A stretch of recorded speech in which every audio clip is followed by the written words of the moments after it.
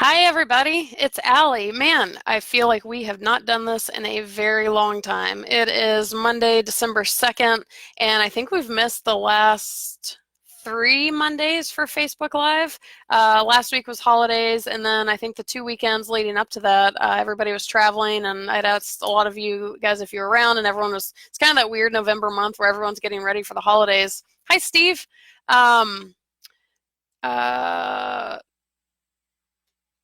sorry, I was looking for something. But yeah, it's been like 3 weeks. I guess it means it's been about a month since we've done this. Hi, other Steve, and I am so sorry. I don't know how to say your name, but we were talking earlier. Maria or Marija? Let me know if I got either of those right. Thanks, guys, for joining. Steve Bretsky, I'm glad you're on because I saw your questions on the poll for today, and so I'm planning to address those. So I'm excited you're here. Steve, is it Mahler or Mailer? I hope you had a great holiday also. Rudy, um, I thought before I get going, because I have an idea for a topic today, Steve Bretsky, thanks to your questions and some other stuff that came up on the group. But I figured while we're letting people jump on here, I would tell you guys a crazy Thanksgiving story of mine. And if you guys have any fun or crazy Thanksgiving stories, feel free to share them. Long story short, I was trying to drive out to Thanksgiving dinner, and I only made it maybe 5-10 minutes away from my house, and I was at a traffic light. Oh, it is Maria. I was actually kind of getting that is a super cool way to pronounce your name. So thank you for sharing that. And first time listening to Facebook Live, welcome. I was just saying it's been about a month since we've done this. I'm really excited to be doing it. November was kind of the weird month with everybody traveling. I'm excited to have everybody back here. Darren, thank you for joining. You've had some awesome posts. So while other people are joining, I was telling my ridiculous Thanksgiving story. And I drove up to a traffic light and I was trying to take a right. There was a car coming towards me that was trying to take a left, so basically we were trying to go to the same spot. And there was a guy walking in the crosswalk, basically where we both had to cross. So he was coming towards me and he was on his phone. He never lifted his head. And I distinctly stared at him thinking, man, people are trusting of cars not hitting them. He never looked up. And the car that was turning left got to go ahead of the guy. And I got kind of stuck waiting for this guy walking. So, and I'm in Santa Monica. I'm not in a rough part of town. The sky looked really clean cut, no red flags, nothing. And as he's walking, still on his phone, instead of making it all the way to the sidewalk, he stops right in the crosswalk, right where I needed to drive to take my right. And he's still on his phone. And I was thinking, does he seriously not notice he's not at the sidewalk? So I ever so slightly tapped my horn, thinking maybe he's just engrossed in whatever he's texting or whatever, and he'll just be like, oh, sorry, and scoot over.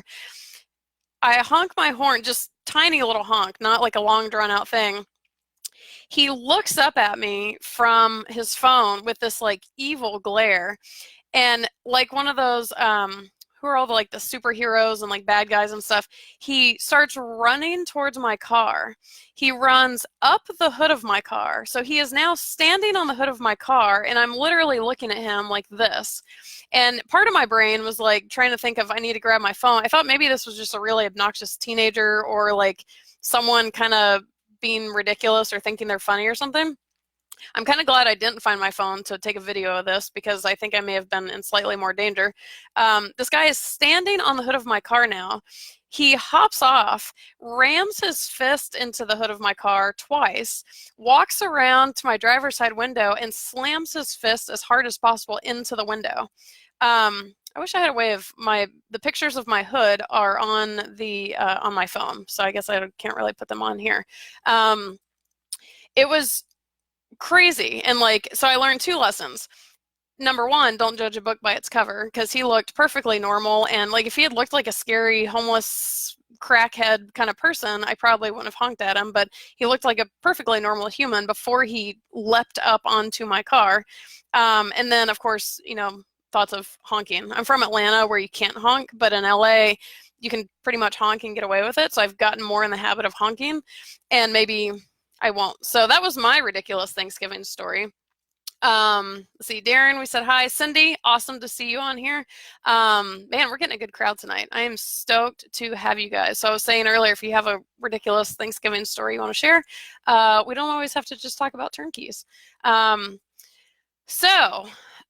had a thought for today. I'm a little hesitant to get into it because more people will probably hop on and I'll kind of have to go backwards and repeat what I'm talking about. But my thought for today, as a welcome back from the holidays, let's dive right into this and have some fun. Based on the poll questions, so if you missed today's poll, it was, what part of turnkey investing do you feel the least educated about and feel like you need to know more? And the choices I put on there were how to determine the quality of a turnkey provider, how to run the numbers, the turnkey buying process, dealing with property management, and the turnkey owning process. To the point of, while I'm thinking about it, for everyone who answered about how to run the numbers, I'm going to give you 2 links now to help you do that. And I'll also make this a regular post on the Facebook group. I have a written thing with this and a video. Here is the written one. Let's see. Hopefully I do this right. Enter. Jacob, awesome to see you. And here's the video on how to run rental property numbers. So anyone watching this, these comments are, what minute are we in? Oh, I guess I don't know how to tell you where in the feed. We're early in the video, so look for 2 blog links. Okay, and here is the video one. So if you're more of a written person or a video person, that one seems, oh, there we go. There's a preview. I don't know if you guys saw an old post of mine. I have no idea what's up with the previews that are coming up. Like, I'm putting properties up and it's showing like the ebook. Technology is not my thing. We have my web guy working on it. So I don't know what those houses are doing on how to calculate numbers, but there is a written thing and a video thing, and I actually realized that I've never given those to you guys. So hopefully for everyone who answered saying that you feel the least educated on how to run the numbers and determine cash flow and all that kind of stuff, hopefully these 2 or one or either will be of help to you. If you get into it and you get confused in any way, or your numbers aren't adding up or whatever, let me know. I also just realized, I think I've given this to you guys before, but I built, this was years ago, I built a rental property numbers, a calculator. I'll give you the link to that also. So this way, it's good. You want to make sure that you understand what's going into these numbers. Calculator is much harder to spell than one might guess. So you want to make sure that you understand what this calculator is offering you and what it's telling you. Like, if it says the cap rate is one thing or the cash on cash return is another thing, you want to make sure you actually know what that means. So you want to do either that video or the written thing. Make sure you understand those, but so you don't have to manually do it every single time. There is this rental property calculator. It is an Excel file. So I think when you click on it and it says download calculator, it comes up as I think a downloadable file or something, but it works in Excel. And back to this preview thing, I don't know why that one also has houses with it, but God bless technology. Okay, so back to what I was saying. Okay, so the number one answer that you guys said in terms of what you feel the least educated about and feel like you need to know more of is how to determine the quality of a turnkey provider. And in conjunction with that, Steve Bretsky, your first post, I think, also kind of speaks to this in a way. You're talking about how to verify the past successes of a turnkey provider. They're reluctant to give data, past sales, past clients. You have found ways to check up on some of that stuff yourself, whether the property has resold or if it ended up renting for the same amount. and then how you wish the turnkey provider could give you a list of the properties they sold in, say, 3 months of a certain year, and the pro forma they projected and the actual returns over the past 2 years. So I also really like your second question, but I'm going to get back to that because the first one kind of falls into this category I want to talk about. So combining your question with like verifying past success, which really, if you think of the quality of a turnkey provider, that's part of it, right? Is like, oftentimes I know when I think of the quality of a turnkey provider, I think of how good is the thing that they're offering? What's the rehab quality? What's their communication like? Are they giving me something good? But what I really like about what you say is you're thinking down the line, as far as like, the rehab can be great, the such and such can be great, and the other thing can be great. But at the end of the day, in 2, 3, 5, 10 years, how's this property performing? So you're really taking it to the future, which is awesome because that is part of it. So I want to talk a little bit about this idea of determining the quality. Monica, good to see you. I want to talk about determining the quality of a turnkey provider, which includes, Steve, what you're saying about like their the pro formas and the performances for the long haul. I want to be very careful in how I explain what I'm about to explain, because I think there's a lot of ways. First of all, I haven't clarified it all in my head, so I may kind of talk in circles for a minute while I sort it out myself. But I want to be very careful in how I say what I'm going to say, because there's a lot of room, I think, for people to take what I'm saying to too far of an extreme. So, with anything in life, there is a spectrum, right? Well, I'll just get right into starting to explain what I'm going to say.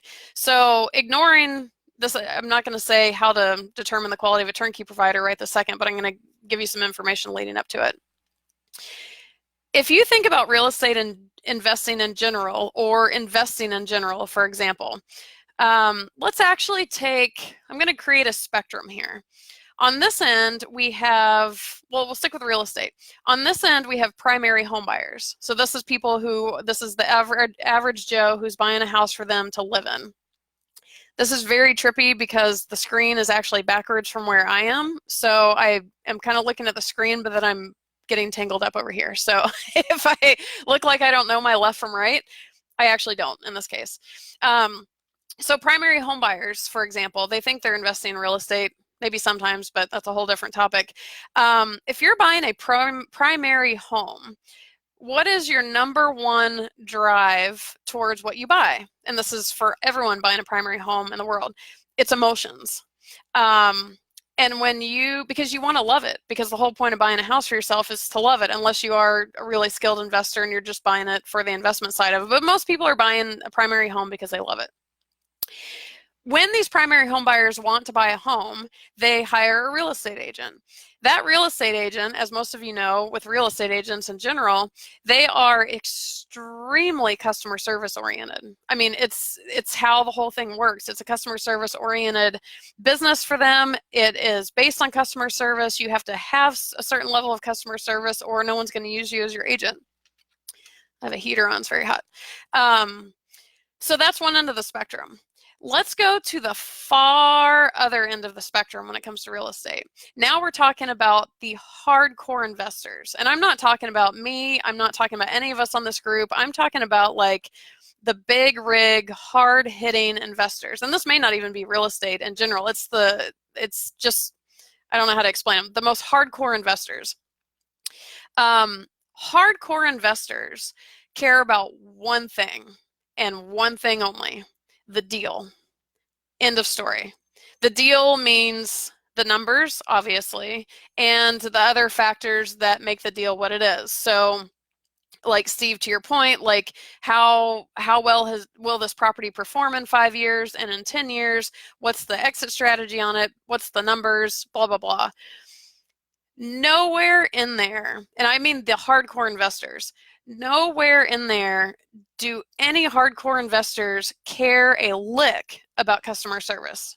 Customer service is not in this equation when you get to that level, because when you're at that level, you are so skilled in looking for deals that you only look at the deal. It doesn't matter who's selling the deal. It doesn't matter who's helping you with the deal. It doesn't matter anything except the deal itself. So now we have a spectrum, which again, I'm backwards. So maybe I'll make a memo to Facebook about this. Primary home buyers, all emotions, who's selling the property matters, the property inspection matter, all these things matter. Hardcore investors are only looking at the deal. They could care less who is talking to them in this equation. Now, bringing this back to turnkeys, let me back up. An interesting dynamic that has happened with I'm going to put my hands down now. An interesting dynamic that has happened with turnkey rental properties that I have seen personally, and I fall right into this category. So I don't want this to sound offensive to anybody. I'm right there with all of us. Turnkeys have, in my experience, allowed people who may not have otherwise gotten into real estate investing to get into real estate investing. They do it because the hard stuff is done for them. And again, I'm one of these people. Had I had to flip a house or fix up a house or negotiate deals or find motivated sellers, I honestly don't know that I ever would have gotten into real estate because I was looking into all those things. They all sounded terrible to me. And I really don't know that I actually would have ended up investing because none of that appealed to me. It wasn't in my strong suit, nothing. But then I found out about turnkeys. I was like, oh, hey, I could do those potentially.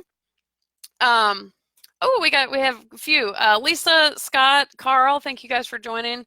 What we're talking about, I'm referring to the poll about how to determine the quality of a turnkey provider. And I was kind of giving some background. I think this is a great topic of conversation. I was kind of giving a background on the difference between primary home buyers, for example, and hardcore investors. Primary home buyers have emotions involved. They care. Customer service matters. It's very rarely about the numbers and all that kind of stuff. Hardcore investors only care about the deals. No customer service, doesn't matter who's selling the property, doesn't matter anything except for the deal itself.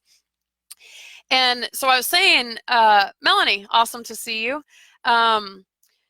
So I'm one of the people who may not have gotten into real estate investing had it not been for turnkeys because I didn't want to do any of that hard stuff. And so turnkeys are now allowing people who, like I said, otherwise may not have gotten into real estate investing to go ahead and invest. What this is causing, and it's not even necessarily a bad thing, but I think people need to be aware of it. And I've made some adjustments because of it. But we've talked about before how turnkeys used to be advertised as hands-off rental properties. And if you bought my ebook, you'll know I'm the first person to call them hands-off rental properties, which I've since kind of gone back on. People think that when they're buying a hands-off rental property that they can just check out and be done and someone else is doing all the work for them. Yes, that is absolutely how it's supposed to happen. It is very rarely reality. You, as an investor, and this is the message that I've really started trying to tell people over the years since I realized this dynamic was going on. Yes, other people are doing the work for you, but at the end of the day, this is your investment. It's up to you to do due diligence, and you are in charge of verifying everything. Yes, you should be able to take everyone's word for it, but guess what? There's humans in the equation. And I always say, if there's humans in the equation, there's room for error. So, kind of going back to my example of primary home buyers versus investors. People think that turnkey rental properties should involve a level of customer service. Guess what? It's not. Customer service is great when you get it. Cassandra, awesome to see you. Customer service is great when you get it, but turnkey rental properties are investment properties. And I've worked with a lot of turnkey providers where they're working with really hardcore investors. And I've watched these hardcore investors.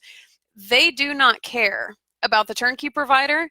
They don't care about the customer service. They don't care about the communication levels with the turnkey provider. They care about none of it. What do they care about? The deal. The difference between these hardcore investors, and for anyone who just jumped on, I am not one of these hardcore investors, so don't think I'm separating us all here. I'm not one of them. The hardcore investors only care about the deal, and the deal is all they look at. They don't care who's selling it. They don't care of the seller's track record. They don't care. They are so hardcore that they are extremely experienced in due diligence. So kind of this whole thing of like, I've said it before, and this is where I get really leery to say this, because technically, and I emphasize the word technically the turnkey provider does not matter. It doesn't matter who the property comes from. It doesn't matter who's selling the property. Nothing matters except for the property itself. Now, why I say technically is that this isn't really how it works out in the real world, because turnkey investors are not hardcore investors. Anyone who's a hardcore investor is doing way bigger stuff than turnkeys are allowing for. And again, I'm not one of them. I'm a turnkey investor. Turnkey investors are not hardcore investors. And by hardcore, I mean the guys who this is like their lifeline. This is all they do. These are like the acquisition managers of a hedge fund. Like these are big scale people.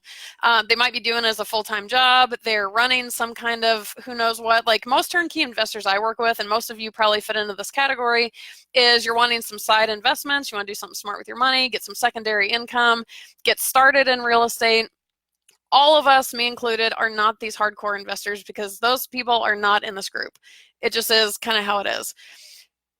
The thing that matters, and why I say technically the turnkey provider doesn't matter, is that doesn't really pan out in this world, because turnkey investors, being not hardcore experienced investors, don't know the level of due diligence that's necessary to deem a property a good deal or not. Yes, there are things you can check. Yes, I can help you with due diligence. I've had to learn my own due diligence mistakes in the past, but because we're not doing this full time and because we're not hardcore, a hardcore investor can look at a property, again, regardless of who's selling it, and they will determine if it's a good deal or not. End of story. Again, track records don't matter. The provider itself doesn't matter. Communication doesn't matter. Customer service certainly doesn't matter. You could be as nice as you want to these hardcore investors. They could care less what you're talking about. They're just looking at the deal. Now, if all of us turnkey investors had that level of skill and to be able to do that level of due diligence, the turnkey provider would not matter, because they don't matter in the equation. The property matters. The problem is most turnkey investors, again, myself included, we're not that skilled to be able to do that level of due diligence. Therefore, we end up more reliant on the turnkey provider. We are more reliant on the turnkey provider to give us information, to communicate with us, to make a judgment call themselves about the quality of the neighborhood, the rehab, why is this a good deal? Most of us rely on that provider to give us that information. Do you guys see kind of where I'm going with this? It goes into, Karen, thanks for joining. It goes into this discussion about due diligence. If you know every single thing that you need to know about due diligence in order to determine the likelihood of success of a rental property of any kind, you can go do that, and it doesn't matter where you're buying the property from. On the flip side, if you know nothing about due diligence, you know nothing about how to verify the condition of a property or whatever, you know nothing about any of this. You don't have the skills to look at a property and say, oh yeah, that's a winner, or oh yeah, that's never going to work. Because most of us don't have that in turnkey world, we're relying on other people to tell us that. So, is that making sense to everybody? I know there's a delay, so shoot some thumbs up or questions before I keep going. Clear as mud. I'm going to keep talking about it, but I want to make sure we kind of have that understanding of what I'm talking about. While I wait for you guys to respond, I don't know what the delay is actually. or like how long. So with that said, where do I want to go with this? I want to give that as kind of a general, Karen, thanks. Thanks for the thumbs up. I want to give that as a general kind of overview to then hit some smaller topics about this. So to your point of feeling not educated about how to determine the quality of a turnkey provider. That is hard. I've been in turnkey world since 2011. I have bought several turnkeys myself. I have been around way more turnkey providers. I've been around good ones. I've been around bad ones. I have been around the most successful turnkeys, and I've been around the least successful turnkeys.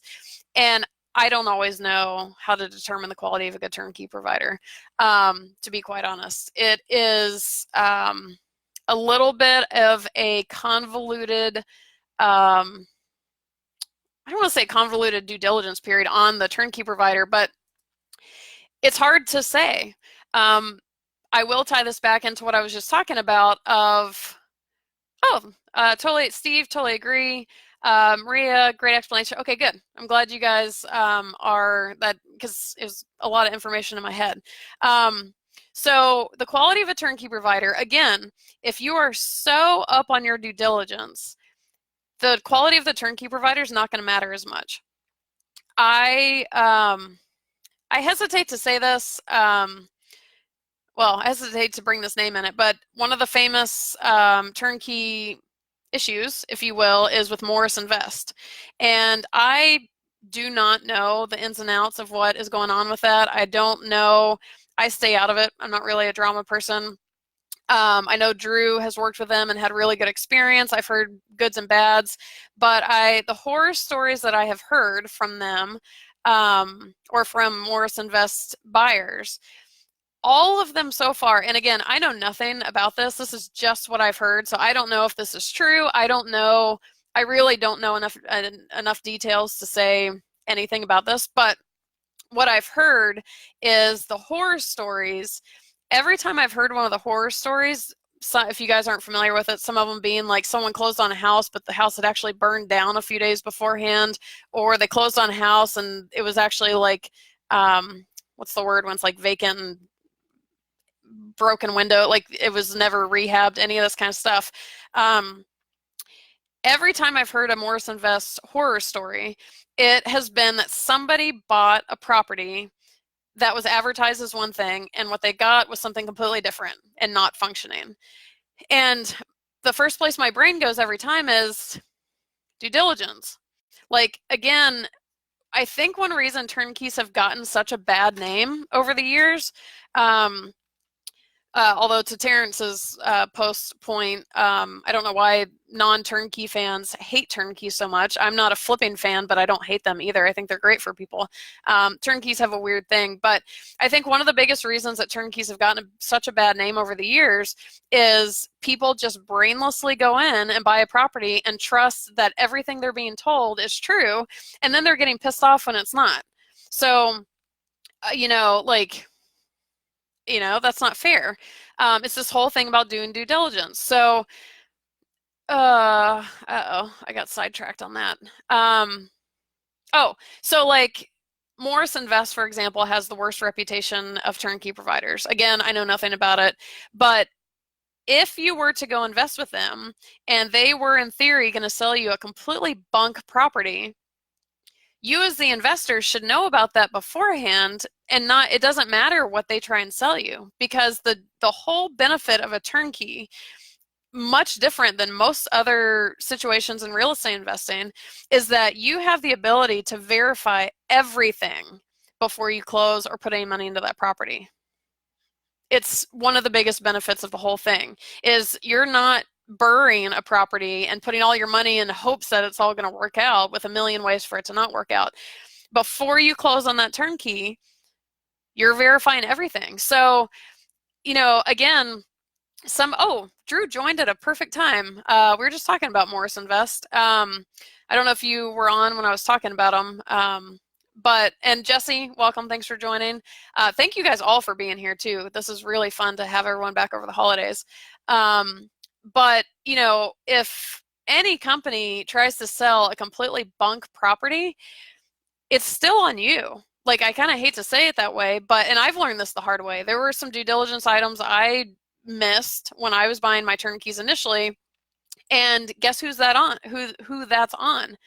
Me. Like, it was part of the learning experience. And so again, where I think turnkeys have gone so wrong, just by reputation, is that people are putting all of their trust in the other humans involved and just being like, I don't have to check on anything, and it's advertised at this. Okay, so again, this is kind of my theme for today of the if I guess what I'm trying to say, one thing I'm trying to really let you guys know, and I probably need to write some more stuff about this because I don't know that this is really out there anywhere. What people don't understand about turnkeys is turnkeys are not a customer service based business. They're not supposed to be at all, because they are selling investment properties. And even if you're not in this hardcore investor category, for those of you who just joined, I kind of categorized a bunch of people. Even if you're not a hardcore investor, investors are different than primary home buyers, for example. In theory, investors, it shouldn't involve emotions. It shouldn't matter who sells you the property. It shouldn't matter the quality of the turnkey provider. All that matters is the deal itself. And there is very little about a property that you cannot verify before you close on it. End of story. So it's this whole idea of turnkey providers tried to do a good thing over the years, I think, and a lot of them, and some of them still do offer really good customer service. Not many. Memphis Invest is notorious for good customer service. Outside of them, I don't know, maybe some of the mom and pop ones, but customer service is not really usually a thing. But turnkey investors are expecting turnkey providers to offer all of this level of customer service. And guess what? It's just not a thing. Like, it's not supposed to be a thing. But over the years, because customer service was kind of provided to some level, people think it should come. And again, turnkeys have allowed people who may not have otherwise gotten into real estate investing to now get into real estate investing without really having to be harder core investors or more experienced investors or whatever. And so for all of you guys who fit in that category, me being one of them, and believe you me, when I've had a lack of customer service in my earlier years, I threw a fit about it because I didn't have this understanding that turnkey providers are not in the customer service business. There's no reason for them to be. They're selling investment properties, and the only thing that should matter is the deal itself, the property itself. Again, taking it now back to real world, we do care where the property is located. We aren't usually in a position to know, well, how's this neighborhood compared to this neighborhood? Like, what's the sustainability of a property investment here versus there? We're not really in a position to figure that stuff out, so we are relying on the turnkey provider to offer us that information. However, if they do that, they're really just kind of being nice because, again, we're the investor in this equation. Drew says, Morris Invest is a promoter, but they like to talk their provider, which has led in part to their problems. I actually didn't know that. But yeah, we messed up due diligence recently and have properties that either aren't performing as well as we thought or not at all. Drew, if you're interested in sharing more about that, that would be awesome, either on here or in a post or something. That'd be super helpful to learn from what you guys did. Actually, maybe you and I can get together and we can start a post about this, because Steve Bretsky, I only keep saying your last name because there's two Steves on here. Steve bought, I can't remember how many you said, but you have you have 9 turnkey rentals. So what would actually be a really cool post maybe is for all of us who own turnkeys to start a post and a conversation thread and share the things where we went wrong. I could tell you the mistakes I made. And then Steve, like you said, the things you've learned. And then Drew, you just had some, and for everyone to know, like, Drew's been buying properties for quite a while. Like, Drew, you're on number 12 or 15 or something. And so if Drew just messed up due diligence recently, that's such a good testament to the reality of this is a learning environment. It always will be. You can't know everything before you buy your first property. you have to start buying properties in order to learn it. So Drew's a perfect example of this. I was the same way. I made mistakes on properties I bought long after the first one. I continue to make mistakes, and I'm 8.5 years into turnkeys, I guess. Jesse says trust but verify. Absolutely, with the due diligence. So another thing I wanted to say, so we're talking generally about this first poll thing of how to determine the quality of a turnkey provider. I think I kind of started saying it before, but my message with that is to just understand that if you literally knew 100% of the due diligence you needed to do, the provider wouldn't matter. Because even if they were the worst provider on the planet, you would figure that out through your own due diligence. But again, because we live kind of in the real turnkey world, most of us don't know how to do that due diligence to that level. So we do need that turnkey provider's help. So just understand that that dynamic's going on. And in that equation, turnkey providers offering customer service is really just a bonus. So because they're selling investment properties. Again, I've seen several turnkey providers that sell to the really hardcore investors, and the way that the hardcore investors go about buying these turnkeys is so epically different than anyone buying that most of us know. First of all, they're buying all with cash. They're moving fast. They're literally just looking at the deal. They could care less about the provider. So I guess my main message with this is for all of us buying turnkeys, yes, customer service from a turnkey provider is so super helpful. And if we find a really legit good turnkey provider, super helpful, because that's less that we have to understand on our own because they're carrying a lot of the weight for us. But if a turnkey provider really blows ass on customer service, they're selling investment properties. We're not in the market for primary home buying, which is where the emotions are.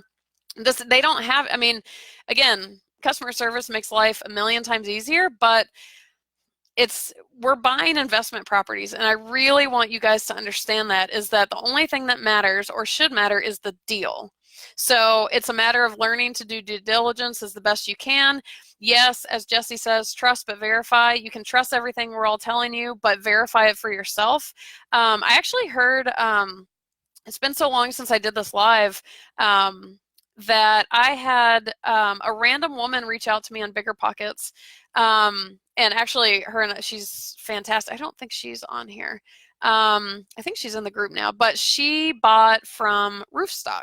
And I've heard a lot of people asking about Roofstock. And I have been consistently disappointed in Roofstock for several reasons. I haven't bought through them, so I can't say for sure, but I heard her story.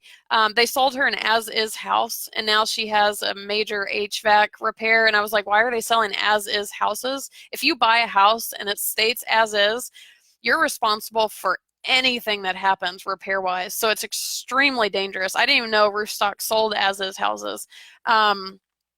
But one thing Roofstock used to actually have on their website, and I don't think it's on there now, is it said, you don't do any, I don't know what the wording was, but it was like, you don't do any due diligence, we do it for you. And I was like, oh, God, I cannot think of a worse message to teach a real estate investor. Never trust other people to determine the quality of a deal on your behalf. You are the investor. It's your money. It's absurd. I mean, I can see where the marketing of that is kind of cool because it's like, oh, yay, hands off property. They're going to do all my due diligence and everything. Well, cool, but how lazy are we? Like, don't take the word of anybody else for your investment. And on that note, one thing that this woman said is that she selected this house. She knew it was going to be as is, but Roofstock supplied her with the property inspection. Guys, the sellers shouldn't be doing your property inspections. You should be doing that. And so what I've really been disappointed in Roofstock, I don't know the quality of their deals. I don't know anything else about them, but what I really don't like about Roofstock is it seems like they're consistently suggesting that, like, ways for you to not do your own due diligence, which is, I mean, it's bad. Like, I think everybody, oh, Jesse says, from friend about Roofstock, horrible communication, very bad experience. I kind of keep that's kind of what I keep hearing. But my main beef with them is that they seem to keep encouraging people to trust them to do your due diligence. And you don't know them. Like, I wouldn't trust my own parents to do due diligence for, well, maybe they're pretty cool, but like, do your own due diligence. That's the biggest thing. If you do your own due diligence as thoroughly as possible and you have some kind of education on what you're doing, nothing else matters. So one thing, Steve, you said, as far as past success, I will, if I have time, I'll answer your second question on here. And if not, I will respond to it in the post. I'll respond to both of these in the post anyways for people who don't watch the video. But as far as verifying past success, I can tell you I mean, actually, this is going to kind of speak to the second one also. I don't know what it is, but when turnkey investors buy their properties, it's like they drop off the face of the earth. Every turnkey investor that I've worked with, that I've helped them get a turnkey, I always reach out afterwards. I say, you know, I try and say, how's your property going? Hey, could you give me some feedback on how the property is performing? And I know multiple people who do this can't get responses. So one of the biggest, and it's same with a turnkey provider, they're not going to know, because once they release the property, the only one of two ways that they could really know is if the property management company is tied in with them and they can relay all of that back to them internally, or if they're still in touch with the investor themselves, which I can nearly guarantee you tracking any of these investors down has been impossible for us over the years. I can't even get people to leave us reviews because they're just like, whew, gone. Like, I mean, if you think about it, most of the people buying turnkeys, they don't have time, you know, they're busy, they're working, they're whatever. It's almost this like freak of science where once people start buying turnkeys and they're done with it, they are out the door. So that's one problem. But as far as the turnkey providers, we've had issues in the past of offering past clients to give references or testimonials or whatever for new clients, primarily because they don't want to get hounded. Again, getting previous people who have invested already to respond in the first place is one act of God. The second act of God is getting them to agree to let every new potential client call them and bother them with questions. So that's been one problem. It's not that I've never known a turnkey provider to not want to give information. It's just usually that they oftentimes can't find that kind of go-to person because they can't just give people's names without their permission. So getting that permission has been a bit of a challenge. So like if you asked a turnkey provider, can you list the properties you sold in a particular 3-month chunk and show the pro forma of projected and actual returns over the past 2 years? The problem with that is, number one, turnkey providers are so busy, they already suck at communication because they don't know they're not good multitasking business balancer types. So they're already too busy to gather this. They would literally have to hire somebody just to do this, which is not out of the question. But in my opinion, the turnkey providers already have bigger fish to fry, like, hey, fix your property management side. That'd be cool because that hasn't been done yet. There's some bigger fish to fry, in my opinion. The other thing is, again, they may not have access to find out the actual returns over the past 2 years because they're moving so fast. They either can't get in touch with those people or they're not trying to get in touch with them. And I guess I am going to answer kind of question number 2. Same with me and Maverick and a bunch of other people is that tracking a lot of the investors down and even getting information from them is one thing. And that's like within 6 months of them buying a property, because we'll say, how's your property going? You know, it's been 6 months. How's it going? Even getting them to respond to that is an act of God. 2 years down the road to say, hey, what are your actual returns? I mean, we could do it, but the other problem is on our side, the promoter side, not the provider side, but our side, mine and Maverick and all these people, the turnkey providers and the markets are so fluid that by the time we collected all of that data, chances are we're probably not working with that turnkey provider anyways, because who was the best provider in the best market 5 years ago was very different than who it was 3 years ago and very different than who it was this year, kind of thing. So that'd be one problem, is it would take an astronomical amount of effort to get that data, to aggregate it, And then by the time we did, chances are it would not be very relevant anyways, because I think we've got, let's see, one, is there only one now? I think we have one of our turnkey providers we work with has been around for at least 5, 6 years with us. Everybody else, it's more, they're kind of in and out every 2, 3, 4 years, depending on the market. um, but one interesting thing about due diligence, and this is not directly in relation to, before I go on, Steve wrote, based on my experience, I will never again purchase a turnkey property from a provider that doesn't also manage the property. I just wish they would connect the data and history to provide the real results. I think that transparency would help them sell more properties. I agree. I will say that turnkey providers usually aren't having a hard time selling properties, period. I think that's another thing that people don't understand, in terms of, like, people think that turnkey providers need to be offering customer service and that they're baffled when they don't. What people don't realize is most turnkey providers do not need your business. If a turnkey provider honestly needs somebody's business, that's a red flag in itself. Even today, where properties are selling slower because things aren't really on sale right now, I don't know of any, for example, if you're on Hipster's subscriber list, our monthly newsletter came out today, and it went out, and there's always a featured property on it, and I got an email from somebody who said, so the property went under contract in the 3 minutes since this went out. And I was like, well, touche, but it went under contract apparently between the time we scheduled this post and now, so not actually 3 minutes. But to that point is, turnkey providers do not have a hard time selling properties. People are always buying them up.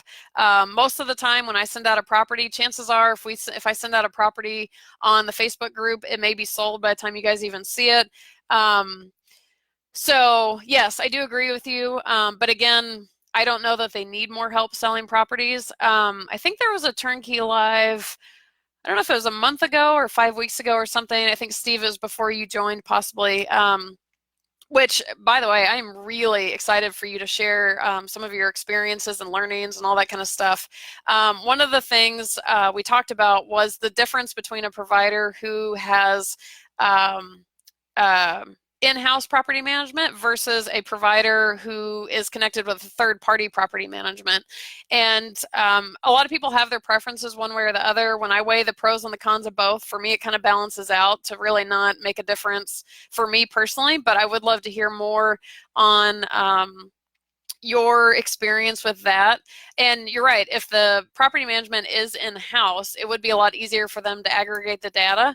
But again, number one, I don't know that the turnkey providers need to have that, like, it would take a notable amount of effort. You would have to hire somebody to dive into all of the records of certain properties based on when they were purchased, collect all this data, run all the equations, do all this kind of stuff, and come up with this big comparison.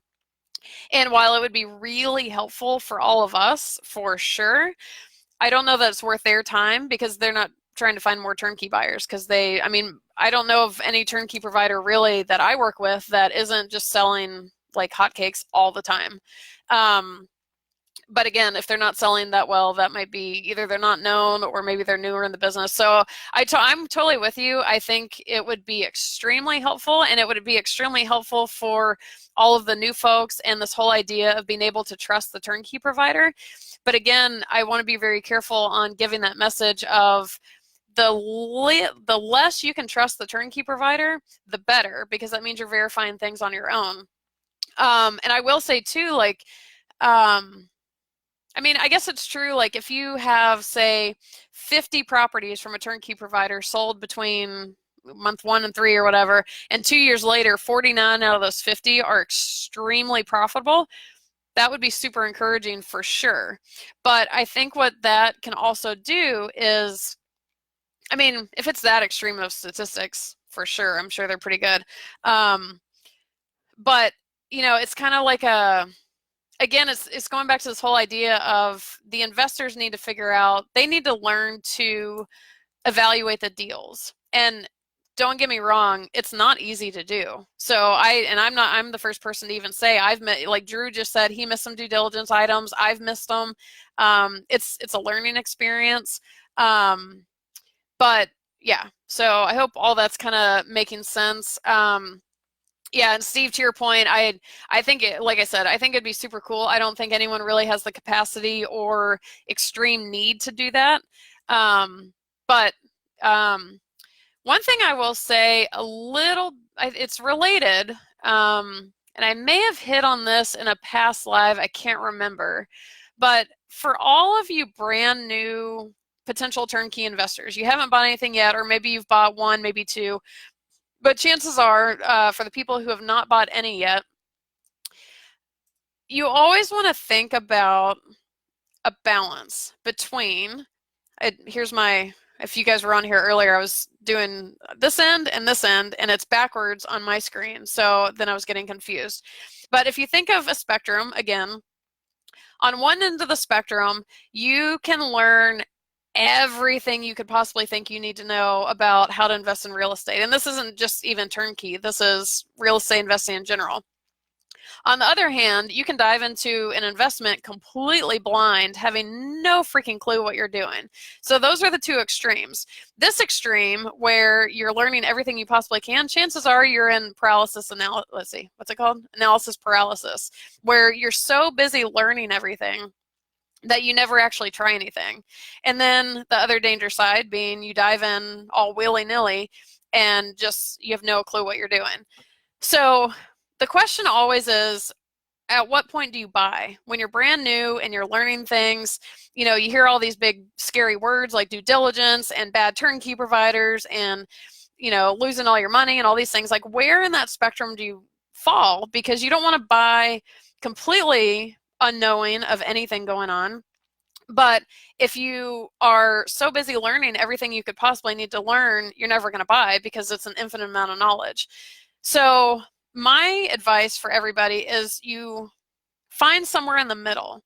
The measurement that I use is if you can intelligently explain to somebody why you're investing in the property that you're investing in, you're ready to buy. So like if I say, hey, you know, I'm really interested in this particular property, and someone's like, oh, so what about that property is good? I'd be like, well, you know, the cap rate's coming in about this, and I factored in some maintenance and vacancy for that. My cash on cash with X amount of financing actually turns out to be that. So the numbers look really good. I actually really like the neighborhood. It's kind of a B to B plus working class neighborhood. I've driven through it. It's, of course, this is if you're turnkeys, you may not have driven through it, but it's a solid neighborhood. It's surrounded by a really steady market of good city. You know, it's in a bigger, good market, lots of industry, lots of jobs, increasing population. It's just on the outskirts of this, which is really accessible to this. So I really like it location-wise. I don't see that area going downhill anytime soon. It's in a neighborhood of primarily owner-occupied houses, which is always good for exit strategy. Like, if you can list out why you are deciding to invest in that property, go for it. Because at that point, you're knowing enough enough to keep yourself potentially out of major trouble. Like, what are the risks? What risk mitigations are in place? Like, why this property? On the other side, you're also respecting the fact that I love that Drew said he just made some due diligence errors because you're always going to be learning. You can't know everything before you ever dive into a deal. So one thing I see people doing, and why I bring this up on this whole due diligence thing and whatever, is they want so much information to be given to them ahead of time. I mean, not ahead of time, but period, that it's kind of like okay, cool, but when you're only focused on that, like kind of the more random details and stuff, you're not seeing it as a whole. Like, yes, you can try and check every box and try and get information on every single piece of the puzzle, but at the end of the day, you know, you can overdo it. I don't want to say you can overdo due diligence, because that would be, I don't know that you can overdo due diligence, because the more you do, the better. But you also kind of want to be cognizant of what are the things that you're focusing on? For example, I've seen people get really fixated on crime rate or the crime statistics or whatever. Now, granted, if something is like astronomically statistically ridden with crime, it may be suggestive of a bad neighborhood. But for example, I'm in Venice Beach here, and when I first moved into this place, I looked up, unfortunately, the crime statistics of Venice Beach. If you were to base where I live in Venice Beach on the crime statistics, you would not come here within a 30-mile radius of this place. I mean, it was like, I mean, every crime you could possibly imagine, like big ones, like the dots were surrounding my apartment. But the reality is that I walked last night, my dog, I could not get my dog to pee. I was out at 2:30 in the morning by myself in the dark, letting the dog pee. I've never been scared here. There are scary people in Venice Beach for sure, and there seems to be an uptick of it. There was a crazy man. Well, if you guys missed my Thanksgiving story, the very beginning of the video has my crazy man Thanksgiving story. But there are crazy people here, and I have to be a little on my toes. But again, the crime stats are completely inaccurate to reality. And so, not to say that they always will be, but you can't fixate on one thing. You've got to look at the whole picture. And so, like when I said, you know, can you intelligently explain to somebody why you're investing in property? What are the numbers? What makes you believe these numbers are going to be sustainable? What are your exit strategies? Are there any specific risk with this particular property? What are those risk mitigations in place? Like, if you stay on the surface and you can answer each of those things, you're going to cover most of what you need to cover. Right on, as I'm talking about that, Maria says, what are the most important things to do on a due diligence list? And Steve says, if you overanalyze, you will never take action or pass up on great deals. And that actually, Maria, I'm going to come right back to yours. It's a little bit of a longer answer, but Steve, yeah, you brought up something I kind of left out too, is that if you're in this analysis paralysis thing, you're never going to take action for one, but also back to this whole idea of, guys, investment properties are not a slow-moving thing. They are not customer service based. It's none of that matters in investing world, and that's why it is a hard-hitting world. Fortunately, turnkeys kind of give us all an option to get into that hard-hitting world, hopefully without all the hard hits.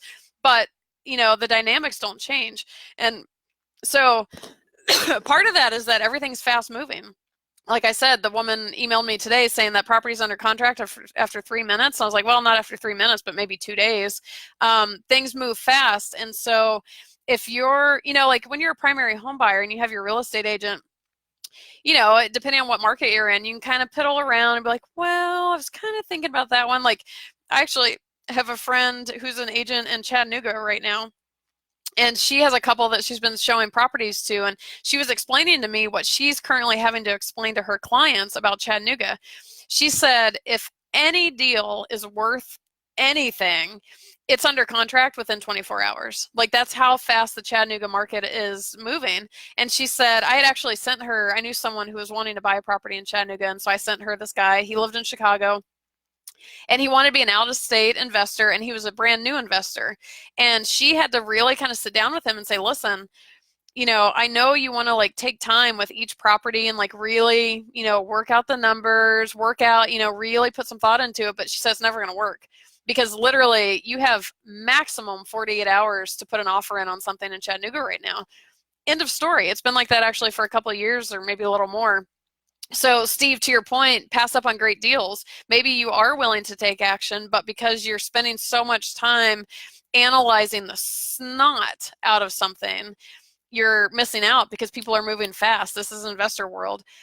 So the more you can learn ahead of time, like how to run the numbers. If you guys just joined in, a lot of people answered that they feel non-educated about running the numbers. So I attached a couple blogs and our calculator in this chain, and I'll put them as a post also to help you learn to run the numbers. But if you learn to run the numbers, if you can learn the things that make for a good rental property, you know, if you can figure out what all you're looking for, you can very quickly start analyzing deals. You're like, nope, nope. Okay, this one maybe. Okay, da da da da da da. all right, let's think about pursuing this one. But that one, like you have to learn to move fast. And again, theme of the day, customer service doesn't have to be part of it. And if you're relying on it, there are very few turnkey. I mean, there's some good turnkey providers you can work with, but just know turnkey providers are moving very fast.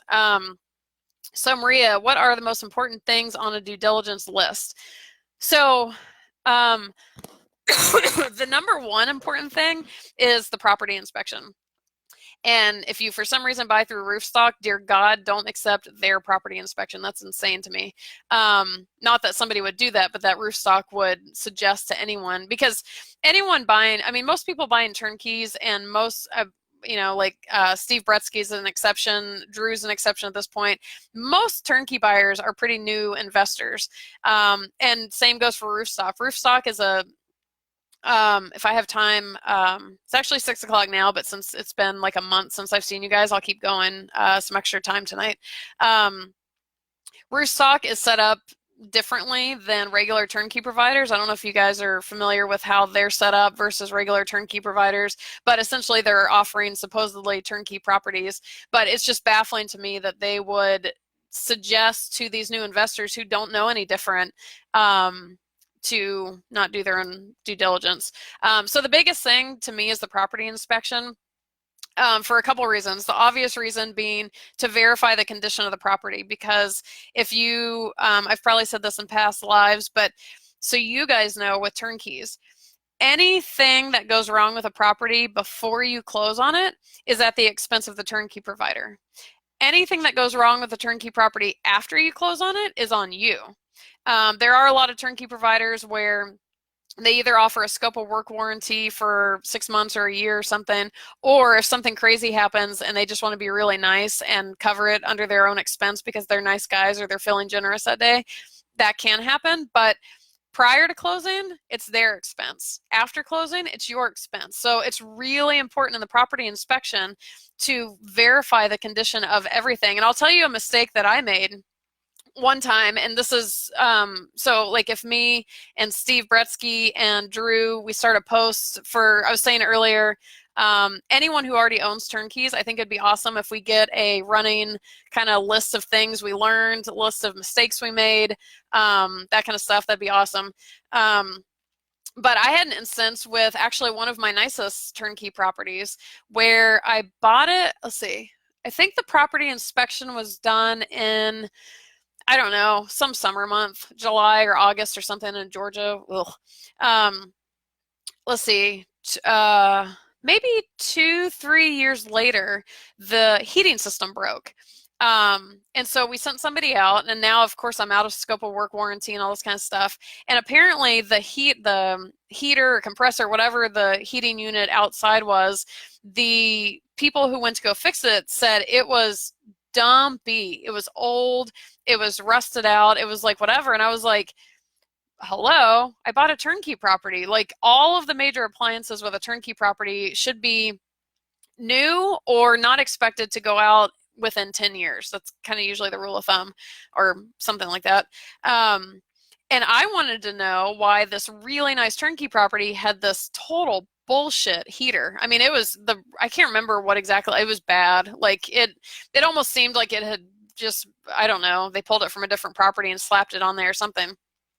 So my first instinct was to go back to my property inspection, because when I got the property inspection for that property in particular, it was the shortest property inspection ever because it was such a nice house. This was back, you can't really get these houses now. This was back in like 2012, when you could get really nice houses for really cheap. So I scroll through the property inspection and I get to the heating unit and it said not inspected because it's summer.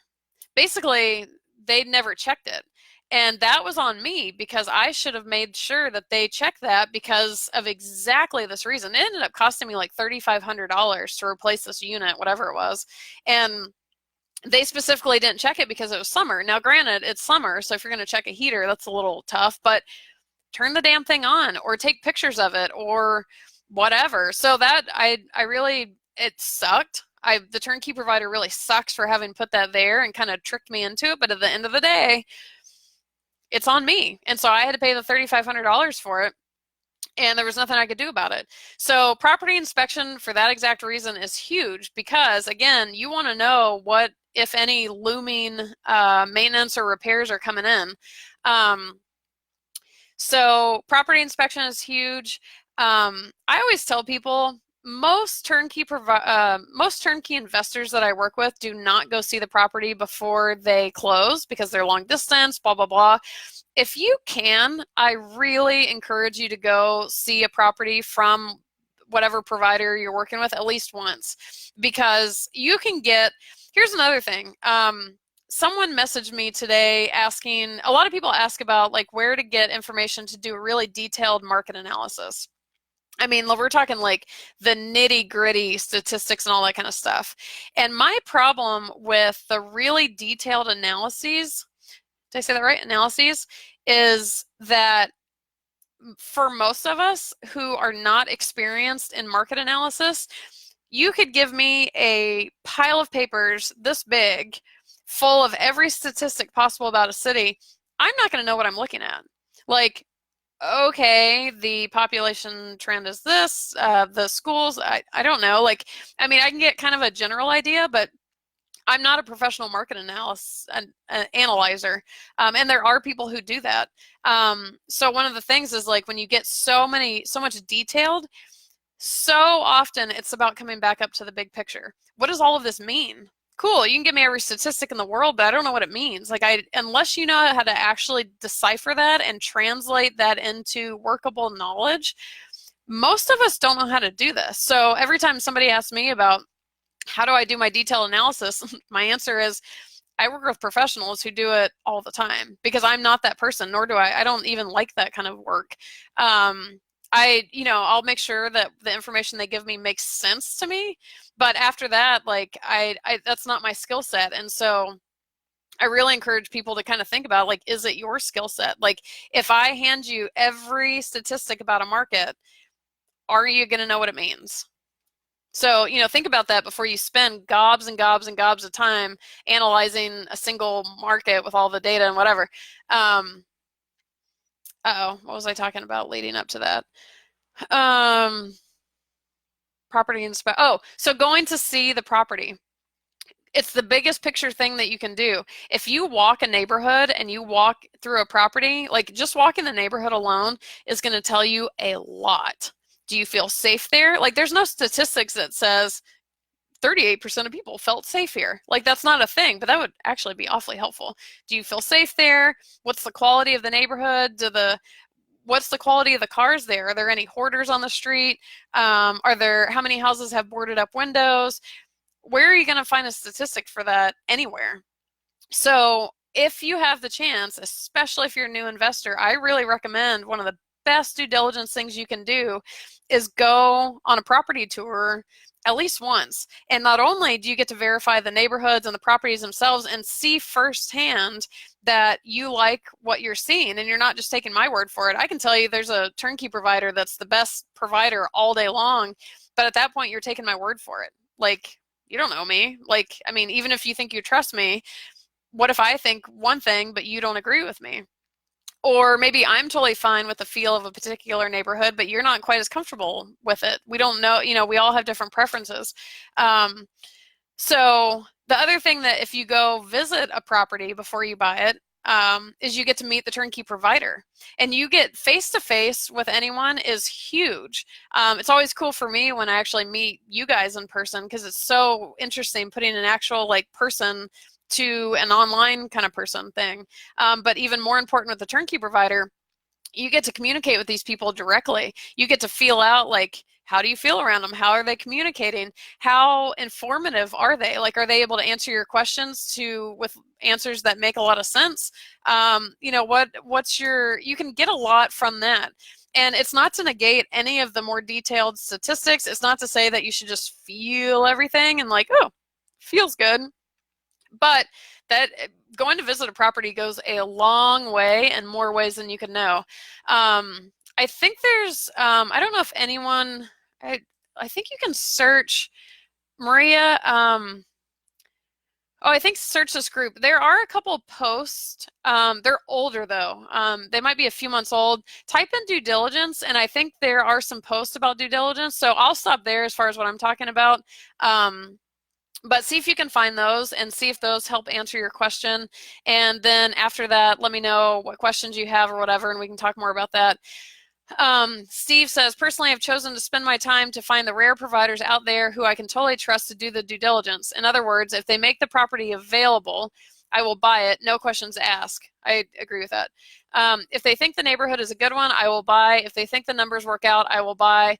I have found one provider, and for them, I don't care about the scope of work. I don't care about, oh shoot, I just scrolled and lost my spot. I don't care about the scope of work. I don't care about the location. When I am ready to buy another property in that area, I will buy from them. My goal is to find one or two other providers in other areas who I can connect with and have the same level of trust. So far, in the one market I have tried, it has been a disaster. It can happen. Just hoping to find a shortcut to finding these gems. Well, when you find that shortcut, let all of us know, because I've been in the business for quite a while, and I'm always trying to find those gems too, and it is really hard to find. One of the best ways I have found is to, like, if I wanted to find one of those gems right now, I would ask you who you worked with. So finding the few turnkey investors who are willing to talk about their experiences, someone who has really had a good experience, that's like the best referral on the planet. It really is.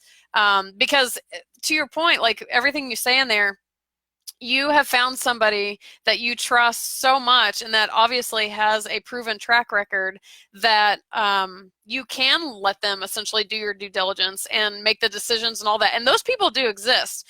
So on the other side from everything I've talked about for everybody listening, it is possible for sure that those people exist where you can just say, find me something, I'll write you a check.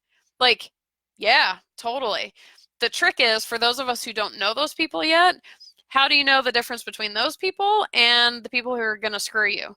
So that's where you want to really have your head on your shoulders. Steve, I get the feeling, I get the feeling that you have a pretty good head on your shoulders. So I definitely, like I said, want to keep hearing from you. There was something of what you said that I was going to have you expand on, and now I don't know what that was. I may think of it. The other Steve said, I would say to verify rental income, taxes, insurance, PM costs, etc. Yeah, so Maria, it'll probably be on those due diligence posts, but for sure, the next biggest thing to property inspection, potentially seeing the property, is verifying the numbers. Steve, I'm glad you mentioned that because that one is big enough where that's worth mentioning. There are ways to do that. So the rental income, for example, even if there's a tenant in there paying that amount, you can talk to other property managers, other people in the area to see if that's a realistic number. It doesn't happen as much these days where turnkey providers inflate the rental income, but it still is possible. I had that happen on one of mine. This was back when it was a much more popular thing. But once those tenants left, I never could get that rent again. That actually happened a couple times for me. Yeah, so Steve, good chime in about verifying the numbers. And like property taxes, super easy. Go to the county's tax assessor website. Insurance, call and get an insurance quote. The only numbers that you really can't verify are maintenance and vacancy estimates, which is why they're called estimates. Sometimes the rental income could fluctuate, and it's never a guarantee, of course, but most of the numbers you can verify. And then, step after that, part of due diligence, are there any looming risk factors? Because if a risk factor jumps in, it could kill your numbers. So Keith, thanks for joining. Keith says, is there any reason Steve wouldn't share the name of Steve wrote back. Is there any reason Steve wouldn't share the name of provider? Steve says exactly, and that would be great if all in this community would share their experience. Yes, I totally agree, and that's really kind of the reason I set up this group in the first place. Keith, you'll have to talk to Steve personally about if he wants to share the provider or not. I can tell you guys one reason that I don't share provider names all willy-nilly. I think I've said this before. Steve is a different case. He can share with you if he wants to. If he wants to share with the group, that's awesome. But I can tell you in turnkey world, a lot of times you will find that a lot of people are not sharing the names of the good ones. On my end personally, it is because I talk to so many people all the time. and a lot of those people are completely unqualified. And if I give them the name of the turnkey provider that I work with, they may bombard that turnkey provider. It's happened. They can bombard that turnkey provider who is already limited on time, and they're never actually going to buy a property. So one of my agreements with the turnkey providers I work with is I will help make sure that somebody can actually feasibly buy a property before I send them over, for the sole fact of trying to protect them from getting bombarded with everybody who is talking and wants to talk. If you guys knew the extent of questions and conversations that I get hit with, if those guys got hit with the same thing, it would completely take away from the work they're trying to do, which is provide the turnkey properties. With that said, if you are a qualified buyer and you're legitimately wanting, they will spend a lot of time with you. They will answer all your questions. They aren't going to shove you off. This is really just for the people who really would just, they're tire kickers and they're not actually going to do anything.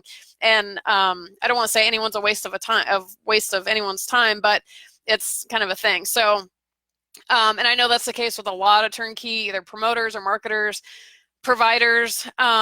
It's just kind of a trying to everybody help scratch everyone's back. Jacob, thanks for joining. Missy McCall in somewhere. So guys, we're 15 minutes late, but like I said, it's been a month since we've done this, and I am so excited to be back with you guys. If anybody has any last questions for today, pop them in now. I'm happy to go ahead and hit them. And leading up to that, let's see, what else did I have? Oh, I saw a mention of the burrs. If you watch this whole recording, all of what I said about turnkey providers not mattering, and well, again, go back and see the recording to know what I mean by that. All of those things do not apply to the BRRRR plus turnkey model or the BRRRR key providers. In those cases, the provider 100% matters. So very critical in that point. We haven't talked about the BRRRR keys in a while. I am still working with those. They're doing really well. So if you are interested in the BRRRR keys, ignore everything I said in today's live. Maria, thank you for answering my questions. You're very welcome. So glad you got to join us for your first one. Feel free to post a question at any time. I saw you posted a question. Actually, this is a good one if people don't mind me hitting it. Terrence actually put a post up that I thought was really good. It is true. It's not critical information, but it is. You know what, I meant to respond to it actually. If you guys read what he said, I am actually I'm finishing up a book. It is called Not Your How-To Guide to Real Estate Investing. The cover's done. The book is mostly done. I'm hoping to have it mostly wrapped up by the end of this month. Not to say it'll be out by the end of this month, but as far as my end, so I can give it to the people who can actually put it out. And a lot of it talks about exactly what Terrence is talking about in this post. He mentions that everyone's kind of biased towards their own real estate investing strategies. I, more times than not, have told people, you know, I sell turnkeys. I make money if you buy a turnkey through me, and I'll be the first person to tell you that I don't think a turnkey is for you. Like, I'm just kind of that type, but I'm definitely the minority in that.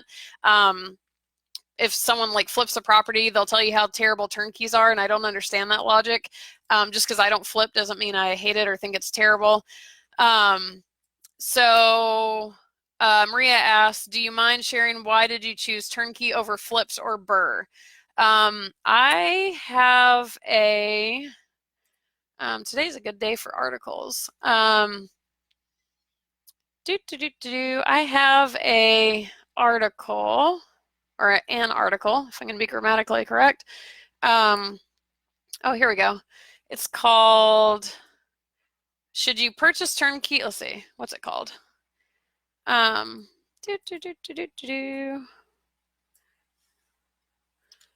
Why is this being weird? I wrote an article that explains the differences between them. I don't know necessarily if it says why I chose turnkey, but a lot of my answer will make more sense once you read all of this. Um, so, oh, there's a couple more questions in there. I'll jump back to them in just a second. I have absolutely zero interest in doing the work it takes to flip or do burrs, period. I do not have interest in working on my investments. I don't have interest. I hate managing contractors. I'm super gullible, and contractors can take me for everything I have all day long. It's happened more than once. I hate managing contractors. I am not handy at all. I have an engineering degree and I'm not handy. Although if anyone knows anything about engineers, that'll make sense. If I was handy, it'd be a completely different story because I could do a lot of the work myself. But because I can't do any of the work myself, I always have to hire people. And that is one of the banes of my existence, whether it's handymen, contractors, plumbers, lawn guys. Like, I landlord a property near me, actually. I hate managing the people who do the work. So, I mean, flips and burrs can be extremely profitable. I think they can get people in trouble when people jump into it not knowing what they're doing, because there are a lot of risks there that people are not aware of as compared to like the turnkeys or other ways of doing things. I don't mind risk as much because I like a good challenge, but I have zero interest in the effort or work that it takes for those. And I can't remember if you were on earlier, but I said I think I probably would have stayed out of real estate investing had because I thought you had to flip or burr or negotiate deals, find motivated sellers, rehab, all that kind of stuff. I hate every bit of all of those things. So turnkeys are actually allowed me to get into real estate because now I didn't have to worry about any of that stuff. And I'm much more of the kind of person who would rather lay on the beach or go skiing than have to deal with one of my properties. So I don't like the hands-on aspect. Basically,